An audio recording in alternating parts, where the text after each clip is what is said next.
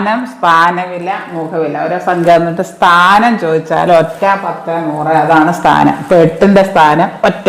സ്ഥാനവിലയാണെങ്കിൽ 8 ഒറ്റ, അതായത് 8 ഗുണം 1. സ്ഥാനവും ആ സംഖ്യയും കൂടെ ഗുണിക്കണം, 8 കിട്ടും.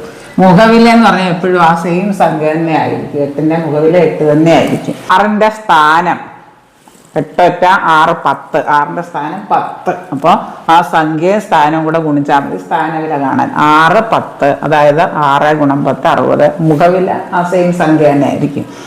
5ന്റെ സ്ഥാനം 8 ഒറ്റ 6, 10, 5 100. 100ആണ്. അപ്പോൾ ആ സംഖ്യയും സ്ഥാനവും കൂടെ ഗുണിച്ചാൽ മതി സ്ഥാനവില കാണാൻ. 5 100. 8 ഒറ്റ 6, 10, 5 100. അപ്പോൾ 5 100 കൂടെ ഗുണിച്ചാൽ 500 കിട്ടും. മുഖവില എപ്പോഴും ആ സെയിം സംഖ്യ തന്നെ ആയിരിക്കും, 5. ഇവിടെ 1ന്റെ സ്ഥാനം, അതായത് ഒറ്റ 10 100 1000. 1000 ആണ് 1ന്റെ സ്ഥാനം 1000. അപ്പോൾ 1ന്റെ സ്ഥാനവില എന്ന് പറഞ്ഞാൽ 1ഉം ആ സ്ഥാനവും കൂടെ ഗുണിക്കണം. 1ഉം 1000 കൂടെ ഗുണിച്ചാൽ 1000. പിന്നെ മുഖവില എന്ന് പറഞ്ഞാൽ ആ സംഖ്യ തന്നെ ആയിരിക്കും, ഒരു മാറ്റമില്ല. 1ന്റെ മുഖവില 1 തന്നെ. 6, 10, 5 100 1000 2 10000. അതായത് 2ന്റെ സ്ഥാനം 10000 ആണ്. സ്ഥാനവില ചോദിച്ചാൽ ആ സംഖ്യ സ്ഥാനം കൂടെ ഗുണിക്കണം. 2 ഗുണം 16 20,000 വരും. മുഖവില എന്ന് പറഞ്ഞാൽ ആ സെയിം സംഖ്യ തന്നെയാണ്.